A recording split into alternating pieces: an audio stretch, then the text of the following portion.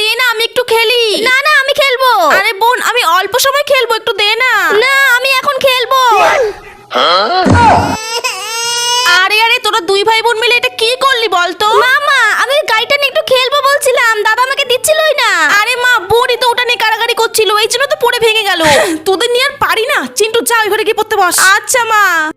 মিষ্টি কান্না করো না, আমি এটা আঠা দিয়ে জোড়া লাগিয়ে দিচ্ছি। ওই তো বড় একটা প্লাই, এটা দিয়ে আজকে বড় করে একটা গাড়ি বানাবো, যাতে সবাই মিলে আমরা চড়তে পারি। জানো তো বন্ধুরা, আমাদের সবসময় খেলনা নিয়ে এরকম ঝগড়া বেঁধেই থাকে। কি করবো, বোনও ছোট আমিও ছোট, আমারও তো খেলতে ইচ্ছা করে। তবে আশা করা যায় এই গাড়িটা বানালে আর ঝগড়া হবে না আমাদের মধ্যে, আমরা দুজনেই এটা চড়তে পারবো। মিষ্টি দাঁড়াও, আমি ঘর থেকে স্ক্রুড্রাইভার নিয়ে আসি।